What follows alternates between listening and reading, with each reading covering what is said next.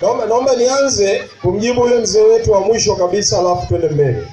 Hili swala la ushirika, ninaomba washirika, kwa sababu kuna bahati mbaya sana ya uelewa kati yetu sisi. Wakazi wa Nanganga kwa 95% ni wakulima, lakini chama cha ushirika kina wanachama 200 au 300. Wao ndio ambao wamekuwa wakipanga maisha ya watu wale wengine wote zaidi ya wao. Si mnafahamu hichi kitu eh? Kwa hiyo niwaombe mzee, nyinyi washirika, hebu hakikisheni mnapata hii taarifa, mnifikishie tuweze kujua mnasema kwamba msababisha trekta letu lichukuliwe sema JKT, tuweze kumpata tushughulike. Mimi nitalisimamia. Sawa sawa mzee wangu eh? Pause. Hili swala la korosho na maamuzi yaliyokuwa yamefanyika ndani ya bunge, nafikiri mmeona vile ambavyo tulikuwa sisi tunakimbizana na hawa watu. Sawa sawa eh? Mwisho wa siku yale yalikuwa ni maamuzi ambayo lazima yatekelezwe ya serikali. Pamoja na juhudi zetu zote, tukafanya yote tuliyoyaweza. Baada ya pale, viongozi wenzetu wa bunge wa Chama cha Mapinduzi ambao ndio wako wengi kanda ya kusini, walipoitwa kwenye mikutano yao ya chama, walikwenda kuridhia. Kwa hiyo wao wote wakapiga kura za ndio. Nakumbuka eh? Na sisi tukapiga kura ya hapana. Kwa sababu tulikuwa tupendi pesa za korosho za wakulima zichukuliwe. Sawa sawa? Sasa tunaomba mwaka 2020 kura ya rais, wabunge pamoja na madiwani msiwape, ili twende kutetea haki zenu. Tukiwa wachache kule ndani wanatuonea, wanapiga kura za ndio, wakiwa wao wengi wanashinda wanaendelea. Sasa tujipange vizuri 2020. Sawa sawa eh? Pause. Tujipange vizuri lini?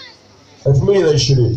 Hii inahusiana na lile swala mlionieleza kuhusiana na 5% ya pesa ambayo inarudi kwenye vijiji, kwa maana ile pesa inayokusanywa ya ushuru wa korosho. Hili swala liko kwenye level ya halmashauri. Sasa hivi wanasema halmashauri haina uwezo wa kujiendesha kwa sababu serikali kuu ilichukua vyanzo vyote vya mapato vya halmashauri, ikiwemo pamoja na mabango.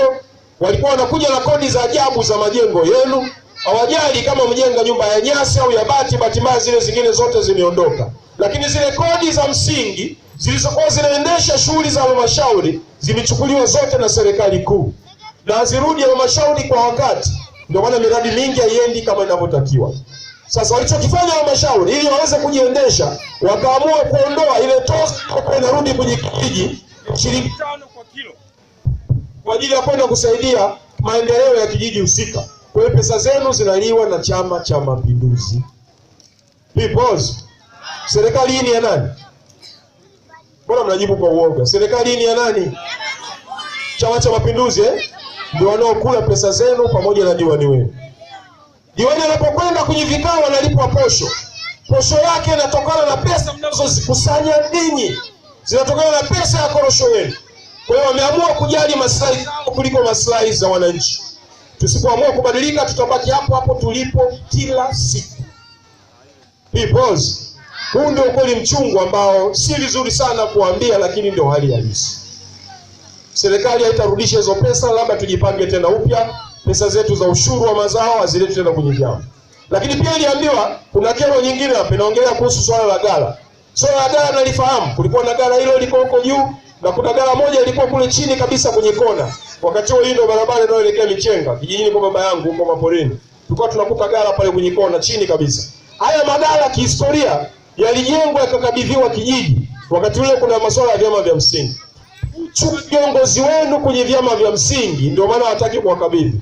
Ushuru wa magala yale utakiwa uje kufanya shughuli za kimaendeleo hapa. Lakini wataitana watu wanajiita wanachama wa vyama vya msingi, wanakwenda kugawana, kwenye vikao vyao wanalipana posho. Posho ya vile vikao inatokana na mapato yenu ninyi, ikiwemo mapato ya ushuru wanaokusanya kutoka kwenye korosho. Mapato ya ushuru wanaokusanya kutokana na kutunza kwenye yale magala. Sawa sawa eh? Pause. Mnanielewa vizuri eh? Kwa hiyo nataka nieleze kwamba ili tuweze kupata haki yetu lazima tuwe na viongozi wenye nguvu wanaoweza kusimamia haki zetu za msingi. Sasa utakapofanyika uchaguzi ujao wa vyama vya msingi, tutakapokwenda sisi lazima wote tukajiunge tuweze kutetea maslahi zetu. Kwa hiyo kimsingi hela ya shilingi 5 inayokatwa na halmashauri haitarudi tena kwenu, kwa sababu serikali wameamua kaitumie kwenye mambo mengine. Ndio unasikia wanajenga reli wakati reli itwa Mingoa, wananunua ndege wakati hapa tupandi. Tulikuwa tunategemea tuweze kuishi maisha yetu. Mjisikie uchungu na uchungumu ubebe mpaka lini? 2020. Utakapokwenda kupiga kura yako, wewe fumba tu jicho moja, huyu simtaki, amenifikisha hapa nilipo. Na lazima tuwaonyeshe tuna uchungu kuanzia leo, ili wajue kinachokwenda kutokea. Wao wana dola, sisi tuna raia. Wao wana dola, sisi tunawapiga kura. Wao wana dola, sisi tuna wapenzi wetu kwenye maeneo yetu. Si ndio jamani? Tujipange vizuri. Huu ndio ukweli ambao nataka niwaeleze.